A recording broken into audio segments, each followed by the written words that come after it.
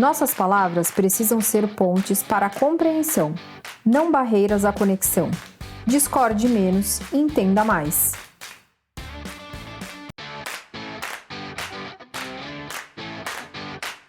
Seja bem-vindo ao Liderança e Gestão Online, o canal que traz as principais tendências da literatura para o seu desenvolvimento profissional. Nesse vídeo você vai conhecer as principais ideias do livro O Diário de um CEO, do autor Steven Bartlett, em apenas poucos minutos. Mas antes de começarmos, se você gosta de acessar um conteúdo exclusivo, inscreva-se aqui no nosso canal e ative as notificações para ficar por dentro de tudo que postamos. Vamos falar sobre o autor. Steven Bartlett é criador de conteúdo e apresenta um dos podcasts mais populares da Europa, o The Diary of a CEO, e também é palestrante e investidor de mais de 40 empresas na Europa. Ele foi considerado pela Forbes uma das 30 personalidades mais influentes com menos de 30 anos de idade. O livro O Diário de um CEO trata sobre as leis fundamentais e atemporais da realização de um grande plano e de como se tornar excepcional. Essas leis são baseadas na psicologia, na ciência e validadas por profissionais de todas as faixas etárias e profissões.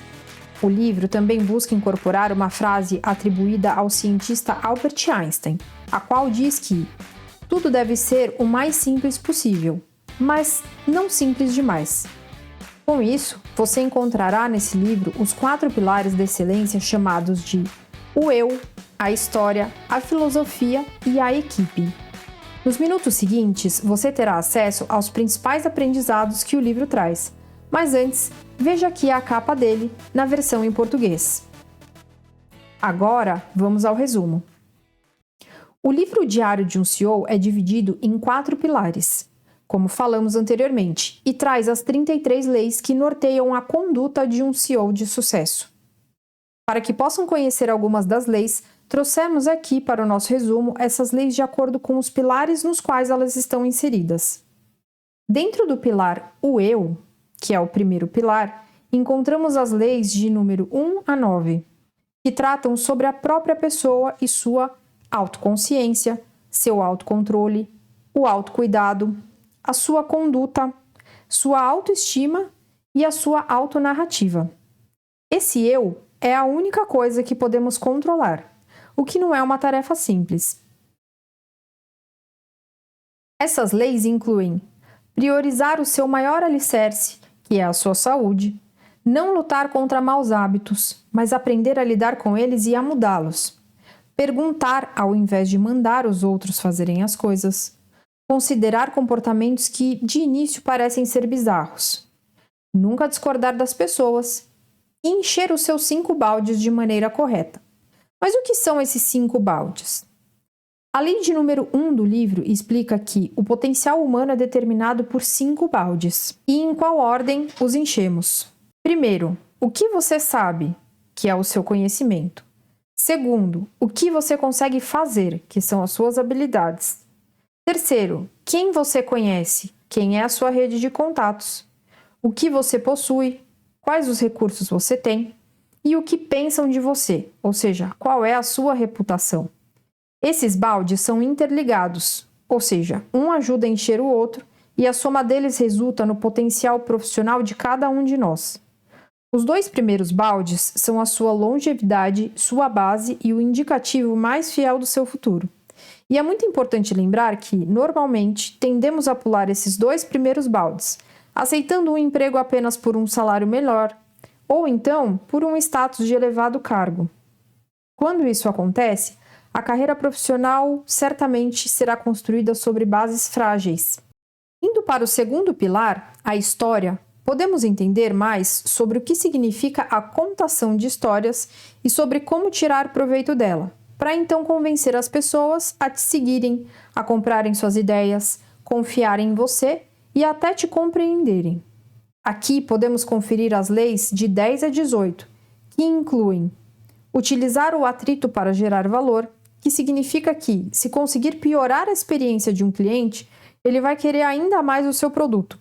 Parece uma ideia meio sem noção, que o atrito possa gerar mais valor, mas as empresas adotam as missões lunares psicológicas, que compreendem que o ser humano não é lógico, ele é irracional, absurdo e fundamentalmente incoerente no comportamento e na tomada de decisões.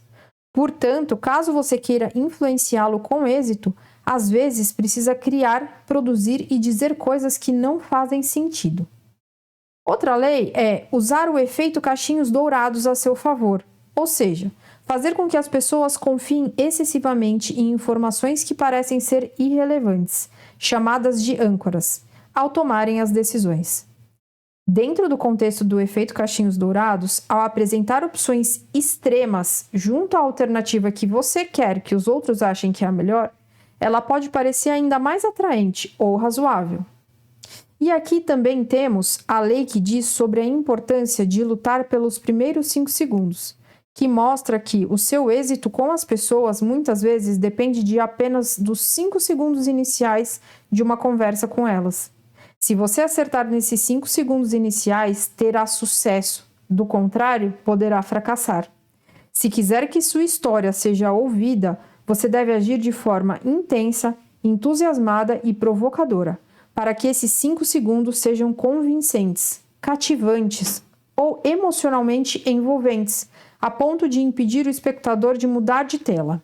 Já no terceiro pilar, a filosofia, são abordadas as filosofias pessoais e profissionais de indivíduos excepcionais, ou seja, muito bem-sucedidos, e sobre como isso resulta em comportamentos que levam à excelência.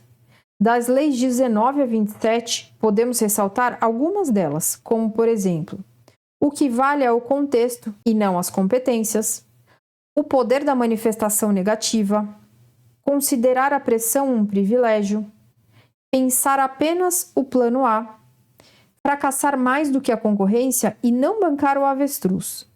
Essa última lei citada mostra por que o maior erro de um profissional é se comportar como um avestruz, quando na verdade deve se comportar como um leão.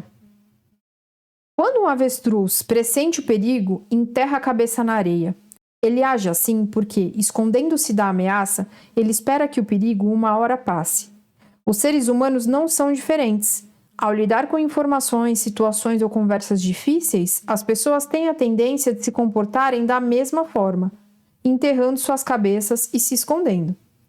As histórias de empresas como a Kodak, a Nokia, Yahoo, Blockbuster, BlackBerry e MySpace ilustram muito bem que aqueles que se sentem mais invisíveis costumam ser os mais suscetíveis a se transformarem em avestruzes diante das inovações, das mudanças e das verdades inconvenientes. Nesta parte do livro, o autor compartilha um método próprio que criou para lidar com o incômodo e evitar a procrastinação, que consiste em 4 passos. Pare e reconheça, faça uma autoavaliação, compartilhe sua opinião e busque a verdade. Vale muito a pena conferir como isso funciona na prática, e no livro você pode encontrar muito mais sobre o assunto. O quarto e último pilar, a equipe, trata sobre reunir e extrair o máximo das pessoas ao seu redor. Para que um grupo se torne uma equipe verdadeiramente grandiosa, é necessário contar com os profissionais certos, unidos pela cultura certa.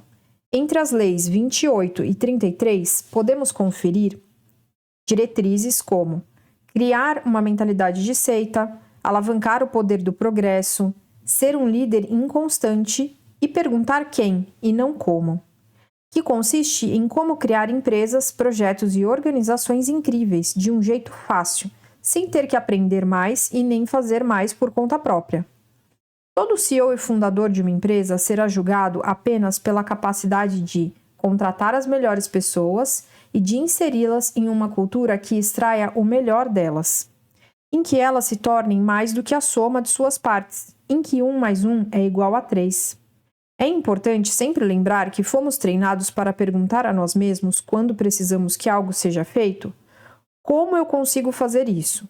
Mas, na verdade, a pergunta ideal, que é a pergunta padrão feita pelos maiores fundadores de empresas do mundo é: quem é a melhor pessoa para fazer isso para mim? Para quem se interessou em ler o livro por completo depois desse resumo, podemos dizer que é um livro muito leve e didático. É um manual prático para ficar sobre a mesa de trabalho e ser consultado a todo instante no dia a dia.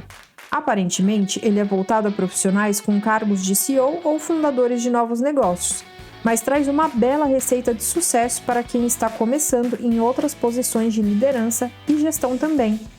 Se você gostou desse vídeo, dê aí o seu like nele e fique à vontade para compartilhar. Para ficar por dentro de novos resumos, basta se inscrever em nosso canal e ativar as notificações para assistir. E ainda, para quem quer assistir mais resumos de livros para melhorar as suas estratégias de liderança, você vai poder encontrar aqui na tela alguns resumos que vão te ajudar nessa tarefa. Nos encontramos no próximo vídeo.